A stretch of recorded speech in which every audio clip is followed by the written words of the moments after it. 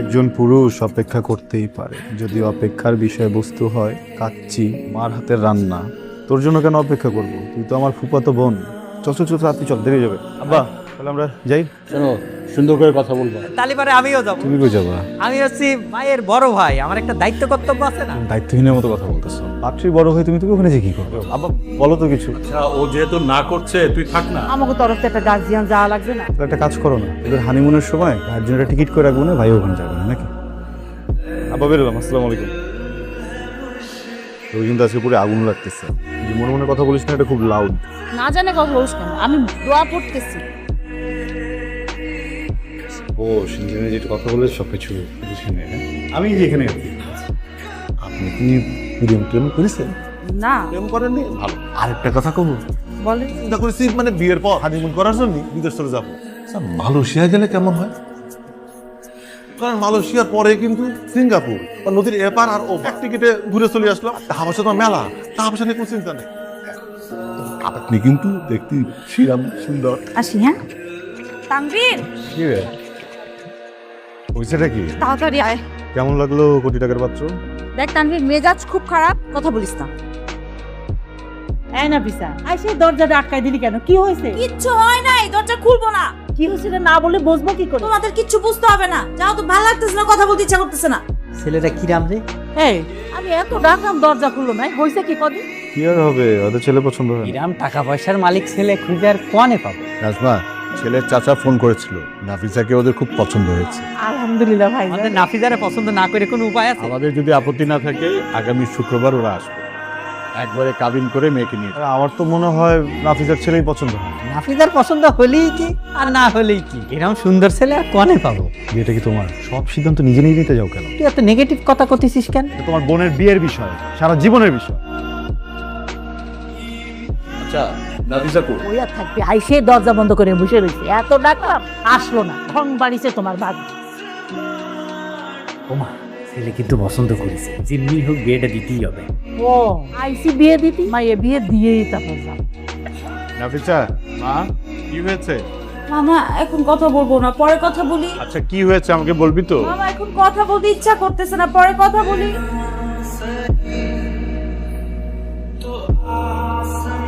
কিরে, কি করিস? প্রবলেম কি তোমার? আসছো, একটা আওয়াজ দিবা না? টাকা ভদ্রতা করতে হবে না। শোন, তোরা যে ছেলে দেখতে গেলি কেমন লাগলো? সত্যি কথা বলবো, সত্যিটাই তো বলবি। ছেলে চলে, কিন্তু বিয়েটাতেও করবে, সংসারটাও করবে। আমাকে জিজ্ঞেস না করে আমার হাতে ওর কাছে যাও। আরেকটা বিষয়, উপু আর ভাইয়া কিন্তু বেশি বাড়াবাড়ি করছে। So, তুমি ওদের সাথে জোয়ারে গা ফাঁসেও না প্লিজ। বুঝতে পারছি, চল, আর বসে থাকতে হবে না, শিক্ষার্থী চল। ভালো আছো? হ্যাঁ, ওই যে নাস্তা করতেছে। এই নাও কথা কও। হ্যালো, ভালো ভালো আছেন? কালকে যাবার পর তো আর খোঁজ খবর নিলাম না, উনি তো তোমার মধ্যে ঢুকে গেছে। মামা, কি হয়েছে? কার সাথে কথা বলছিস? আরে জুলহাস ফোন করেছিল। মা এই বেটার কথাবার্তা ঠিক ঠিকানা নাই, তুমি জানো না। এই এত ঢং করতেছিস কিসের জন্য? একটু কথা কলে কি হয় মামা? আমার কিন্তু মেজাজ খুব খারাপ আছে। কিরে, কি হয়েছে তোর? কিছু হয় নাই কেন, ছেলে পছন্দ হয়নি?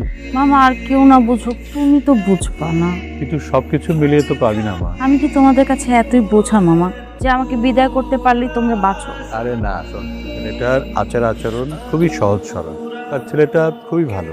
তুমিও বলতেছো এই কথা, আমি তোমার কাছে এটা আশা করিনি মামা। আচ্ছা, জলদি জলদি চলে আসলাম, বুঝছিস? আমার তো সব কি রে, এদিকে আয়, বসে কেন আমার সাথে রাগ দেখাচ্ছিস কেন? সময় মতো তুইও পোল্টে নিবি, আমি জানি। আমি তো তোর শত্রু না, আমার সাথে এমন করে লাভ আছে? দুজন মিলে তো আলাপ আলোচনা করতে পারি নাকি? আলাপ আলোচনা করে কি লাভ? ঠেকাতে পারবি তুই? মগের মূল্য। মগের মূল্য কি? আরে এই, মামা, আপনারা অকারণে দেরি করতেছেন, সময় গেলে কিন্তু সাধন হবে না, বলে দিলাম। কিরে, তুই আজকে এত তাড়াতাড়ি চলে আসলি? বাসার ভিতর কি হচ্ছে বলো তো? যেমন যেন আবহাওয়া পরিবর্তন। তুই একটু শক্ত হলি পারে, নাফিজা এরকম করতে পারতো না। আমাকে বলতেছো? হ্যাঁ, তোরে বলতেছি। কেন, কি করলাম? তুই তো একটু নাফিজারে বুঝতে পারতি নাকি? তো একটা অশিক্ষিতর মতো কথা বলে ফেললাম। বিয়ে শাদীর বিষয় আমি কি বুঝাবো? এই সুলতান, থাম তো। নাজমা, মেয়ের মতের বিরুদ্ধে যাওয়া যাবে না। নাফিসা যা ভাবছে এটা কিন্তু ঠিক না। ছেলেটা ভালো, নাফিসাকে বোঝাতে হবে। বাবা, একটা মেয়ে তার সারাটা জীবন একজন মানুষের সাথে কাটাবে, সংসার করবে, সেখানে সন্তান হবে, সেখানেই বুড়ি হবে, সেখানেই মারা যাবে। একটাবার ভাবো, এর তো আবেগ জড়িত, তাই না? তুই বুঝতে পারতেছিস না, এমন ভালো ছেলে যদি হাত ছাড়া হয়ে যায় তাহলে ছেলে পাবো কোনখানে? এটা একদম ঠিক কথা বলছো। তোমার মেয়ে তো গাঙের জলে ভেসে আসছে, এমন ছেলে হাতছাড়া হলে করতে পারবে। এবার আমি আসলে এত কথা বুঝতেছি না, আমার এত কথা ভালো লাগতেছে না। আব্বা, নাফিজা তোমাকে অনেক বিশ্বাস করে, তোমার উপরে ভরসা করে। মেয়েটার হয়তো বা তুমি মামা, কিন্তু তোমাকে সারা জীবন বাবার মতো সম্মান করে। ওর ব্যাপারে কি সিদ্ধান্ত নিবা একদমই তোমাদের ব্যক্তিগত ব্যাপার। তুই এমন করতেছিস কেন? তোর সমস্যাটা কি কদি? আমি না তোমাদেরকে চিন্তা পারতেছি না। তোমরা কি আমার আপন মানুষ? না, আমরা তোমার আপন না, আমরা তোমার পর। মা, এরকম করতেছো কেন তোমরা? এই কি করতেছিস? ওর সাথে একটু দেখা করলে কি হয়? আমি দেখা করতে যাবো কেন? মারো, মাইরা ফেলো আমাকে তোমরা। আমার তো আর কিছু থাকলো না তানভীর, কি করবো বলবো? ভাবছিলাম মামা তুই অন্তত কিছু একটা করবি, কিন্তু তোরাও কিছু করতেছিস না, করলি না। আর হয়ে গেছে, এখন কি করবো? বের হওয়ার পর কি হয়েছে? সামনে শুক্রবারে বিয়ের ডেট ফাইনাল হয়েছে।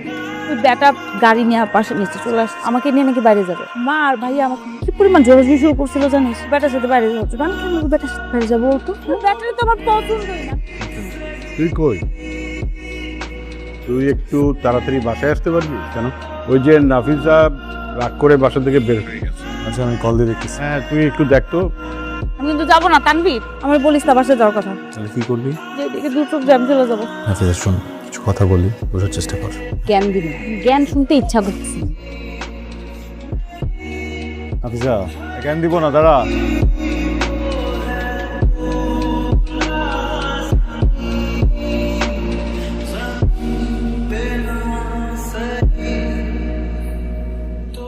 সব খাইছি তোমার। এই কি করতেছ তুমি? সরো। আমাকে ভরসা করে ওখানে আসছে, কেউ কোনো সিন ক্রিয়েট করবা না। কত নিচে নামবা? আমরা কি কেউ ওর খারাপ চাই? কি চাও ওটা দেখা যায়, আমরা অন্ধ না। বাবা, হোয়াট ইজ দিস? কি বলবো তোমাকে? ও তোমাকে আপন বাবার মতো মনে করে। সেই দিনও তোমাকে বুঝিয়ে বললাম সব কিছু। ফুপা যদি বেঁচে থাকতেন, উনি দিতেন ওকে ভেবে ঠেলে। কেন করতেছো এসব? আমি মাথা ঠান্ডা রাখ। একটা ব্যাপার ভুলে যাচ্ছ, বিয়ে সারা জীবনের বিষয়। বাবা, কিছু বলবা? নাফিসের বিয়েটা নিয়ে খুব ভাবছি। মেয়েটার যদি এখানে বিয়ে হয়, সারাটা জীবন কষ্ট পাবে, অনেক কষ্ট। তাই আমি ভাবছি নাফিসাকে কোথাও বিয়ে দিব না, নাফিসাকে আমাদের কাছে রেখে দেব। তোর সাথে নাফিসার বিয়ে দিতে চাই। বাবা, তুমি কি আসলে সিরিয়াস? তুই বিয়েটা করবি?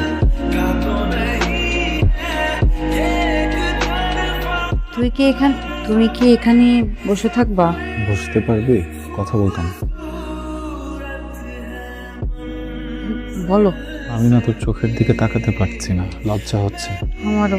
একটা সত্য কথা বলবো? বলো। আমি তোকে ভালোবাসি না, কখনো বাসিও নি, কিন্তু আমি তোর সাথে অনেক কমফোর্টেবল। আমি খুব সুন্দর করে আমাদের সংসারটা গোছাবো, আস্তে ধীরে তোকে ভালোবাসবো। তুই চেষ্টা করবি তো?